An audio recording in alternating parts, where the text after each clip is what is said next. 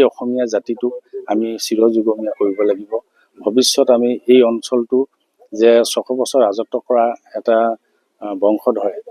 তেওঁলোকৰ যি স্মৃতি, ইয়াত আজি তেওঁলোকৰ সমাধিস্থলী হিচাপে মৈদাম হিচাপে যিবিলাক জিলিকি আছে, এই মৈদাম বিশ্বৰ দৰবাৰত যিহেতু প্ৰতিষ্ঠা হ'ল, তাৰ উপৰিও যিজন চাওলুং চুকাফাই প্ৰথম স্থায়ী ৰাজধানী পাতিছিল, প্ৰথম এই অঞ্চললৈ আহিছিল, সেইজনৰ নামত এখন বিশ্ববিদ্যালয় হ'বলৈ গৈ আছে। গতিকে তাৰ কাৰণে আমাৰ মাননীয় মুখ্যমন্ত্ৰী মহোদয়, ভাৰতৰ প্ৰধানমন্ত্ৰী নৰেন্দ্ৰ মোদী ডাঙৰীয়াকে ধৰি সকলো যিসকলে আপ্ৰাণ চেষ্টাৰে আমাৰ দল সংগঠন, বিভিন্ন ধৰণৰ স্থানীয় ৰাইজকে ধৰি বিভিন্ন ধৰণৰ জনগোষ্ঠীয়ে ইয়াত এখন যে বিশ্ববিদ্যালয় অতি প্ৰয়োজন আছিল, এই কথাখিনি যিহেতু সকলোৱে কামনা কৰিছিল আৰু সেইটো আমি পাবলৈ সক্ষম হৈছোঁ। আজি কিছুদিনৰ পাছত আমাৰ মাননীয় মুখ্যমন্ত্ৰী মহোদয়ে যিহেতু এই বিশ্ববিদ্যালয়খন স্থাপন কৰাৰ ক্ষেত্ৰত যিখিনি গুৰুত্ব দিলে, তাৰ কাৰণে আমাৰ এই বিশ্ববিদ্যালয়ে যিহেতু যেতিয়া স্থায়িত্ব পাব, সেই বিশ্ববিদ্যালয়খনো এটা আমাৰ যিসকল শিক্ষাৰ্থী আহিব, সেইসকল শিক্ষাৰ্থীয়ে বিশ্ববিদ্যালয়খনৰ বিষয়ে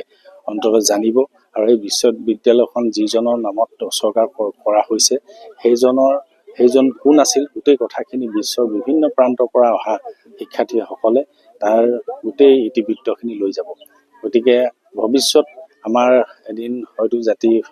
কোনোবা এটা যুগত হয়তো নাইকিয়া হৈ যাব, কিন্তু এই অস্তিত্ব মাহৰ 9, 10, 11 এই 3 দিনীয়াকৈ আমি চৰাইদেউ মহোৎসৱটো পাতিবৰ কাৰণে আমি আয়োজন কৰিছোঁ। তাৰ কাৰণে আজি লাই খুঁটা স্থাপন কৰা হ'ল আৰু এই চৰাইদেউ মহোৎসৱটোৰ আমি 2015 চনৰ পৰা আমি আৰম্ভ কৰিছিলোঁ। এতিয়া 10ম বাৰৰ কাৰণে আজি 10ম বছৰ হিচাপে আমি উদযাপন কৰিবৰ কাৰণে সিদ্ধান্ত ল'লোঁ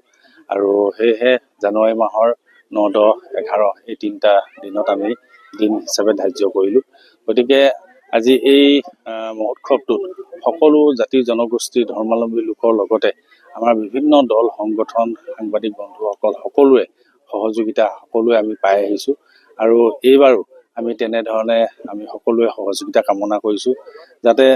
এই মহোৎসৱটোৰ বহুল প্ৰচাৰৰ কাৰণে বিশেষকৈ সাংবাদিক বন্ধুসকল অতি প্ৰয়োজন। গতিকে তেখেতসকলৰ যোগেদি আমি আশা কৰিছোঁ আমাৰ এই চৰাইদেউ মহোৎসৱে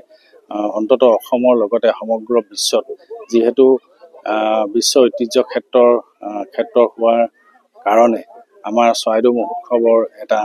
এটা খোজ অন্ততঃ চৰাইদেউ মহোৎসৱে আগবঢ়াই দিছিল। গতিকে এই চৰাইদেউ মহোৎসৱটো আমি আজীৱন জীয়াই ৰাখিবলৈ আমি চেষ্টা কৰিছোঁ আৰু সেয়েহে আজি 10ম বছৰৰ কাৰণে আজি অনুষ্ঠিত কৰিছোঁ। ভৱিষ্যত আমি এই চৰাইদেউ মহোৎসৱ আমি জীয়াই ৰাখিব লাগিব, যাতে এই চৰাইদেউ মহোৎসৱৰ জৰিয়তে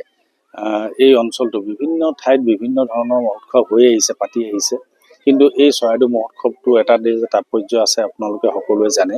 গতিকে চৰাইদেউ মহোৎসৱ মানে এই অঞ্চলটোৰ চৰাইদেউ নামেৰে কিয় হ'ল আৰু এই চৰাইদেউ যে আমাৰ প্ৰথম অসমৰ বৰভেটি ঐতিহ্য ক্ষেত্ৰ স্বীকৃতি পালে যোৱা বছৰ 24 চনৰ জুলাই মাহৰ 26 তাৰিখৰ দিনাখন আমাৰ ইউনেস্কোই আমাৰ বিশ্ব ঐতিহ্য ক্ষেত্ৰ হিচাপে সাংস্কৃতিক জগতখনত প্ৰথম উত্তৰ পূৰ্বাঞ্চলৰ প্ৰথম স্থায়ী হিচাপে আমাৰ বিশ্ব ঐতিহ্য ক্ষেত্ৰ দিলে। গতিকে আমি এই বিশ্ব ঐতিহ্য ক্ষেত্ৰখন আমি কেনেধৰণে আৰু ব্যয়বহুল কৰিব পাৰোঁ বা আৰু কেনেধৰণে বহলাব পাৰোঁ, কেনেধৰণে আমি সমগ্ৰ বিশ্বত আমি